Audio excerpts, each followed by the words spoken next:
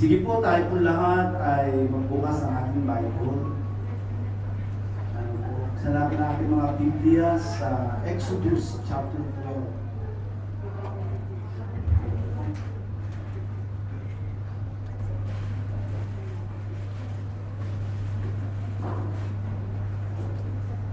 Sino po may dalang Bible? Sino may dalang Bible? Pakitas nga, pakiwagay mo yung ating Bible. Sorry, mga Bible daw nasa cellphone. Sabi nga noon, basahin po natin, ano po, ang aking po ibabahagi is Moses and the Red Sea crossing. Ano po? Actually, bago po sila mag-cross, ano po, doon sa Exodus chapter 14. Chapter 14 po kasi sila, chapter 12, 13, saka 14. May mga bagay, ano po, na sila po ay iniutosan Diyos. At minsan bago daw tayo makakross, ano po, sa tinatawag nating buhay, ano po, na matagumpay, malagpasan po natin yung lahat ng mga suliranin, yung tinatawag na Egyptian life, ano po. So makikita po natin may mga bagay na sinasabi ng Diyos. Umpisahan ko po sa verse 1, chapter 12. The Lord said to Moses and Aaron in Egypt, this month is to be for you the first month of your year. Tell the whole community of Israel that on the 10th day of this month, each man is to take a lamb for his family, one for each household. If any household is too small for a whole lamb, they must share one with their nearest neighbor. Dito pa lang ano po ay pinapakita na kapag kayo ay pinalaya na maging considerate ka. Ano po, kung kailangan mong magbahagi ka, sabi nga noon dyan. At sabi nga noon dyan, you are to determine the amount of the lamb needed in accordance with what each persons will eat. The animals you choose must be year-old males without defect, and you may take them from the sheep or the goats. Take care of them until the 14th day of the month, when all the people of the community of Israel must slaughter them at twilight. Then they are to take some of the blood and put it on the sides and tops of the door frames of the houses where they eat the lambs. That same night they are to eat the meal, roasted over the fire along with bitter herbs, and bread made without yeast. Do not eat the meat raw or cooked in water, but roast it over the fire, head, legs, and inner parts. Do not leave any of it till morning. Sabi po gano'n, if some is left till morning, you must burn it. This is how you are to eat it. With your cloth top, how you are to eat it. With your cloth, how into your belt, your sandals on your feet, and your staff in your hand. Eat it in haste. It is the Lord's Passover. Verse 12. On that same night I will pass through Egypt and strike down every firstborn, both men and animals, and I will bring judgment on all the gods of Egypt. I am the Lord. The blood will be a sign for you on the houses where you are, and when I see the blood, I will pass over you. No destruction plague will touch you when I struck Egypt. This is a day you are to commemorate for the generation to come. You shall celebrate it as a festival to the Lord, a lasting ordinance. For 7 days you are to eat bread made without yeast. On the first day, remove the yeast from your houses. For whoever eats anything with yeast in it from the first day through the seventh day must be cut off from Israel. Puputulin ko lang muna ito. Ano po? Ito sinasabi ng Diyos, makinig tayo, ano po? Sabi niya ganoon, magluluto kayo ng tinapay without yeast. Ang yeast kasi is symbol of hypocrisy. Okay?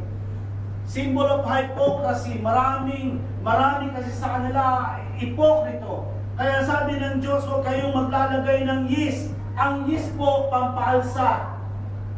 Amen.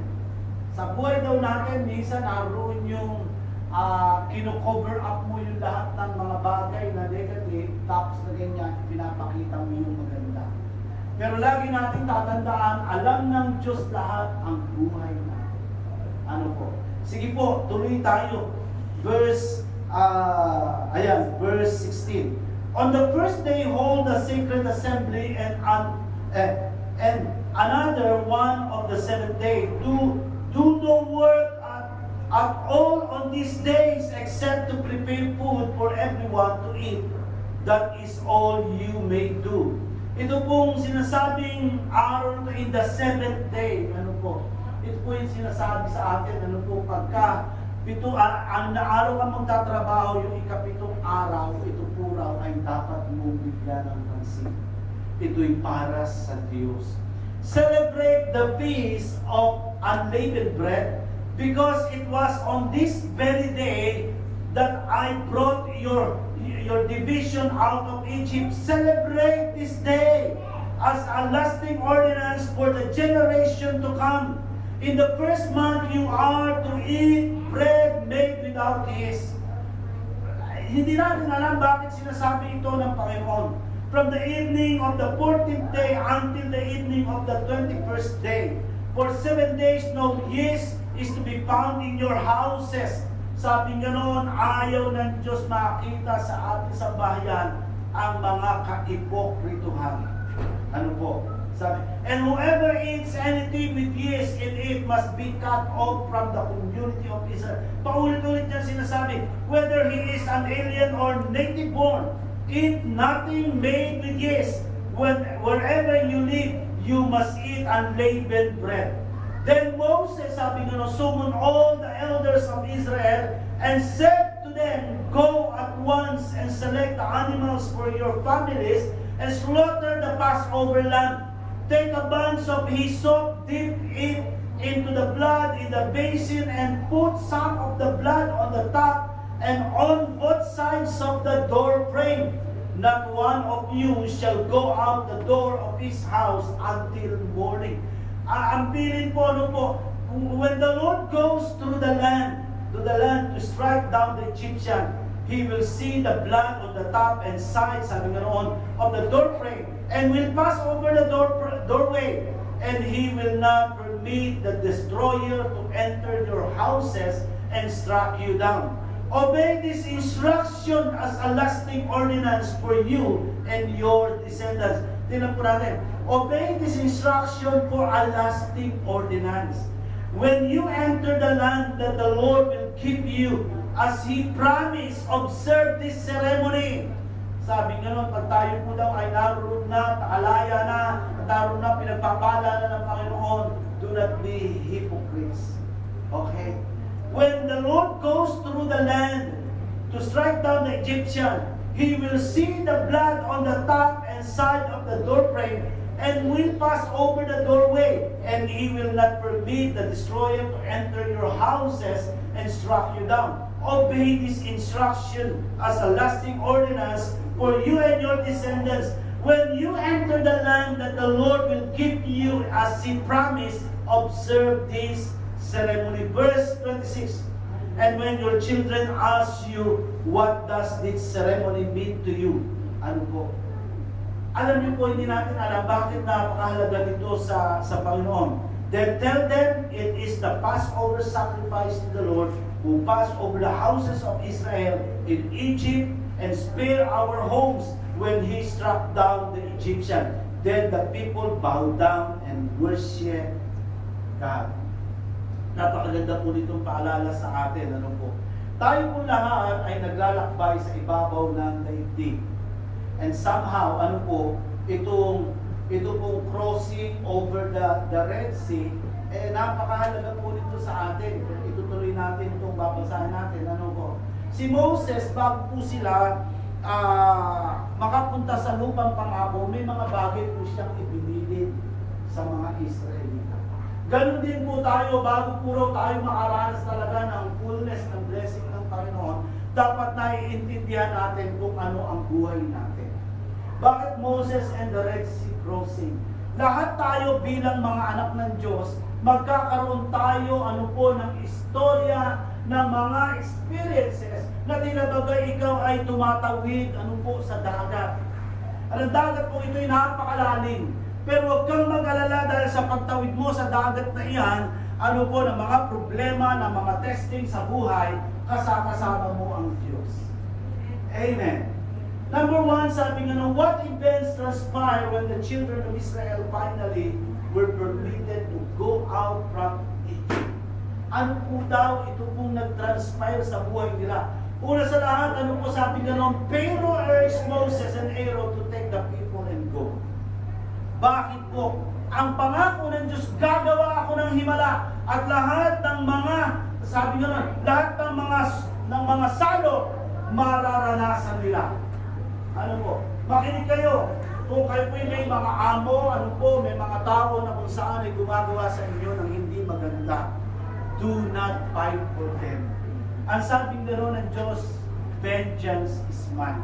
Ano nangyayari sa atin? Nagagalit tayo. Until such time, kung galit na to, bumubuo na ng resentment. Sabi gano'n, get rid of any resentment. Amen.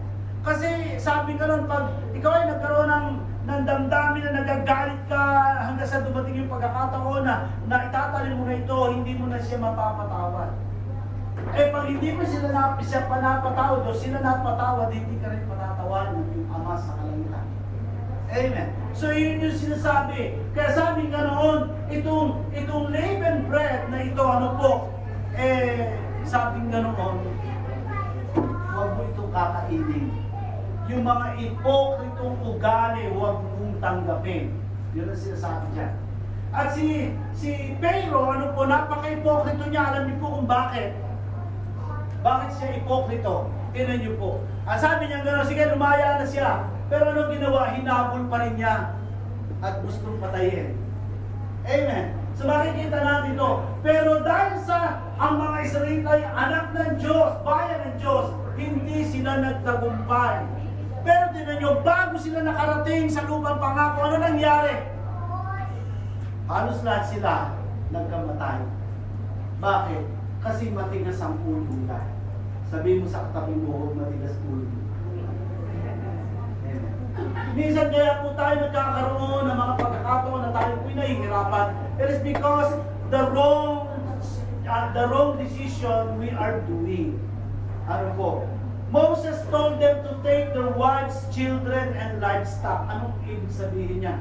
Pag tayo po ay na-born again na, makinig kayo ha, dapat na iintindihan mo rin na hindi lang ikaw dapat ma-born again, dapat kasama ng pamilya mo. Na si Abraham po ay tawagin ng Diyos sa Genesis chapter 12, sabi niya gano'n, take your wives. Wala pa silang anak noon. Amen. So isinama nila, kaya lang naisama nila si Lot. Amen. Ang sabi gano'n, dali mo ang iyong asawa. Pati yung pamangkin dinala. Pero ano nangyari kay Lot? Na-bless si Lot. Yumaman. Kapatid, pag ikaw ay tama ang puso mo sa Panginoon, yung sumasama sa iyo, nabibless din. Amen. Amen. Kaya ingat tayo sa mga sinasamahan natin. Baka, alam mo nang disaster yan, hindi ka nakaka-attend, lagi kang inaaya kung saan-saan, Naku, I tell you, baka maging sumpa yung mga tao yan, nakasama-sama mo. Sabi niya, Pastor, asawa ko yun, kahit na. Sabi nga nung kung mas mahal mo ang asawa mo kaysa sa akin, hindi ka pwedeng sumunod sa akin. Amen. Mas mahal mo ang mga anak mo kaysa sa akin, hindi ka pwedeng sumunod sa akin. If you want to follow me, deny yourself. Take up your cross daily, and then follow me. Ang mga Israelita, binili na ng ganito. ganito kayo bago kayo tumawid, bago kayo mapunta sa lupang pangako. Ito ang inyong gagawin. And this is a lasting ordinances. Isipin mo yun, ano po. Kaya nung hindi nila sinunod ang Panginoon, ano nangyari sa kanila? Hindi nila naranasan ano po yung flowing with milk and honey. So, sabi po ganoon dyan, the Lord wants to take our family from the slavery of the world or from the wrong life and bring them to the right relationship with the Lord, with God. Ano po? Sabi pang gano'n dyan, fight for the salvation of our family. Sino sa inyo ang araw-araw pinagpipray ang family niya na hindi pa nakakakilala sa Panginoon? Minsan, alam niyo po, nagkakagulo tayong lahat sa buhay natin, na-apektuhan tayo. Kasi wala naman tayong burden ipag-pray ang ating family na makakilala sa Panginoon. Usually, ano po, yung mga asawa ng mga kapatiran po natin, wala silang pakialam. Hindi nila ito pinakikipaglaban. Ano po ang sabi gano'n dyan? Fight for the salvation of your family. Amen. Eh kaso dahil nandito ka na, wala ka ng pakialam doon sa asawa mo. Ito na ginagawa ng asawa mo, galit ka pa. Hindi mo naiintindihan na iisa kayo ng katawan, iisa kayo ng buhay. Ano po? Tapos wala ka ng pakialam. Bahala siya. Ako hirap na hirap sa pagkatrabaho dito. No, hindi po ganoon ang dapat natin maintindihan. Dapat natin maintindihan, ano po, nang kayo'y magpakasal, nagmahalan kayo. Hindi dahilan ang sino pa man o ano pa mang sitwasyon para mawala yan. Pero most of the time, yun ang nangyayari. Kasi yun ang plano ni Satanas. Pero hindi yan ang plano ng Diyos. Nang tayo ikasal, ano po sabi ganoon? No one, ano po, no anything would be the reason para tayo po ay magkita. Okay? Hindi natin sila pinakikipaglaban. Minsan ang katwiran natin ay ako nga hindi ko kaya eh. Sasama ko pa sila. Hindi mo kaya pero kaya ng Diyos sa buhay mo. Amen. Amen. Sabihin mo sa katabi mo, yung pamilya mo, lagi mong pag-pray. Makakilala sa Panginoon. Moses asked them to bless them as they left. Tira niyo yung utak ni Moses. The Egyptian urged the people to go and go quickly and loaded them up with gold, silver, and clothing. Pag tayo po'y nananalangin ng ating pamilya, i-bless ng Panginoon. I-bless spiritually, lalating spiritual. Kasi tayo, lagi tayong after sa pera. Lord, papalain mo naman kami ng pera. Hindi yan. Alam niyo po ang pera, madaling ibigay ng Diyos. Ang una mo munang ipag-pray, tumatag ka sa relasyon mo sa Diyos kasi ang Diyos ang magbibigay sa iyo. Amen. Kahit yung mga himala ng mga tawag dyan, himala ng mga papel, visa, trabaho, ay kayang-kayang ibigay ng Diyos. Kaya lang tayo nagkakaroon ano po, ng mga problema is because we always disobey God. Hindi natin kayang isakripisyo ang buhay natin, lalo higit pagdating na sa pagkita ng pera. No. Alam niyo po, maraming paraan ng Panginoon para ikaw pagpalarin. Naalala ko po yung isang kapatira, nandun po ako sa Hong Kong. Ang sabi niya gano'n sa akin, ano po, ang mga damit niya po, eto, mga signature. Alam niyo yung damit na signature. Tapos hindi yung galing sa ukay-ukay kasi bago. Sabi sa kanya ng amin niya, huwag kang magsisimba nang hindi maganda ang damit mo. Okay? Dinala siya sa mga, kasi mayaman yung amin niya. Ano po? Pero bago ginawa ng amin niya yan, she obeyed God, ano po, ano man ang mangyari, lagi siya sa church. Wala siyang ginagawa, hindi siya basta maggagala. Basta sa church siya. Ano ang gagawin sa church? Mag-i-evangelize, sasama siya doon. At alam niyo po, nung una sabi niya gano'n, alam mo ba, Pastor, pinagsisipilyo ako ng, yung sipilyo, mismo sipilyo, yun ang gusto ng amo kong gamitin doon sa tiles na ng bahay niya. Eh, mula ibaba hanggang third floor, sipilyo. Gano'n kayo. Ano po? Pero sabi nga roon, ano po, ang lahat ng ginagawa natin, gagawin natin para sa kalulatian ng Panginoon. So, talaga pong pinagtsagaan niya yan hanggang sa gumanda yung lahat ng tiles ng kanyang amo. Pagdating, ano po, ng mga ilang taon, siya po ay pinagkatiwalaan ng amo niya, na yung mga anak ng amo niya na maliliit, siya ang sasama. Isipin niyo, sa Europe, sa Amerika para mag-aral. At sabi niya gano'n, alam mo, pastor, paglalagyan ako ng amo ko ng pera kasi tourist lang po ako, tapos yung mga anak nila ay student visa. Lalagyan ako, lulugan ako ng amo ko sa aking account ng $250,000. At ito, pastor, hindi po nila yan tulong. And I am free to withdraw that money. Pag mauubos, pag kailangan sa pamilya ko, sabi niya, ganun. Titingnan nila yan kung magkano naman ang aking. Tapos pagdating ko doon, may allowance po ako. Sabi niya gano'n, I can shopping, sabi niya gano'n, I can do everything. Why? Kasi, una sa lahat, natutunan ko maging matapat sa Panginoon. Kaya ang Diyos matapat din sa akin. Kaya nung sabi niya, pastor, lalabas tayo ganitong oras. May schedule po doon, pinagpapaalam sa sa coordinator. Kanya-kanya ng text yun. Sabi gano'n, sister, pwede ba namin ilabas si pastor ng ganitong oras? Pag nakita niyo yung kaya na unahan kayo ganito na lang Ano po? Hindi sila papayag ng ito na hindi ka bless God because God blessed them so much. Amen. Kaya minsan hindi natin alam yung lasting instruction. Amen. Sabi nga noon, this moment of deliverance was established as a festival to be celebrated annually. Kailan po tayo nagse-celebrate na nakita natin ang kapangyarihan ng Diyos? Kailan natin sineselebrate yung ating spiritual birthday? Kailan natin sineselebrate? Tayo po lagi tayo nagse-celebrate ng ating physical birthday. Pero sino sa inyo ang nagse-celebrate ng spiritual birthday? Sino sa inyo nakakatanda nung araw na yun, nung date na yun, nung taon na yun? Ano po siya nakakilala sa Panginoon? Sino po nakatanda na na-encounter niya ang Panginoon nung date na yun? Inilagay niya ito na encounter ko ang Panginoon, dito niya ako kinausap, dito niya ako binago. Ako po hindi ko makakalimutan yan. Ano po? March 26, 1986.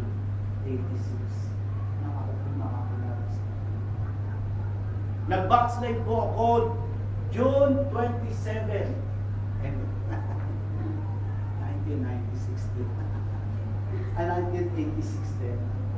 Pero nung balik ako sa Panginoon 1987, July 20, exactly 1 year. So yung mga ganon, hindi ko po makakalimutan. Ako'y magbalik sa Panginoon, ako'y mag-born again. At nung ako po ay mag-commit sa Panginoon na anything, anywhere, tawag dito, ay everything, ay gagawin ko para sa Panginoon. So I plan to serve the Lord with all my good being. Hanggang sa ako po'y nag-fasting ng 1 year, ng 1 month, para lang, ng 1 month, para lang, hindi, nagpapasting naman talaga ako noon. Kasi linggo-linggo yan po. Hanggang sa nakapag-fasting po ako ng 21 days.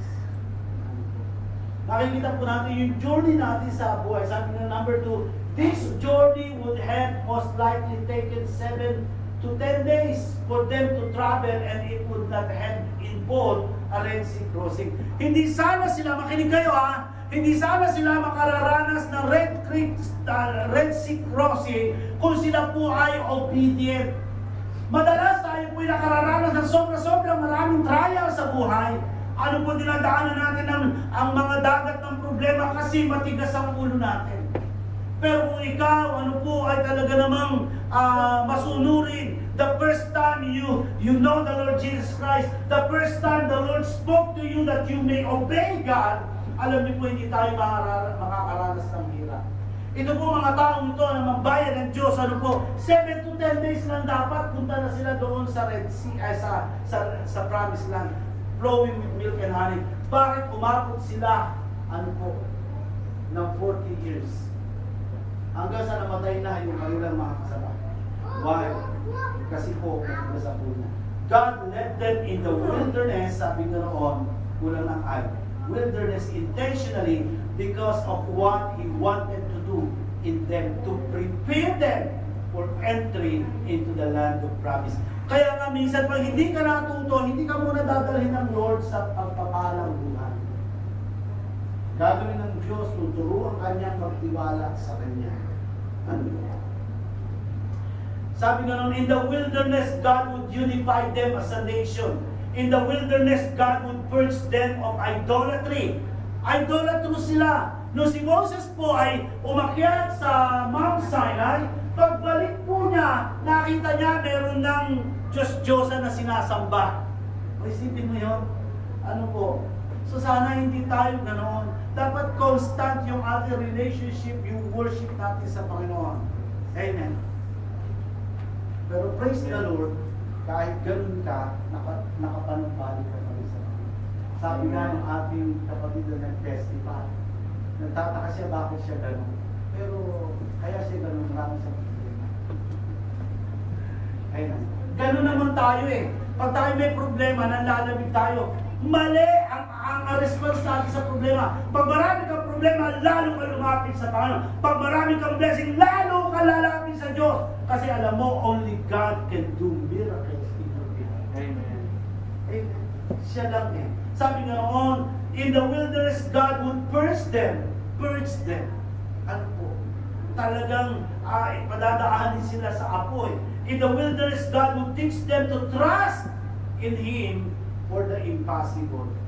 Pag tayo po'y nakararanas ng mga problema, tandaan mo ang Diyos mo ay Diyos ng mga imposible.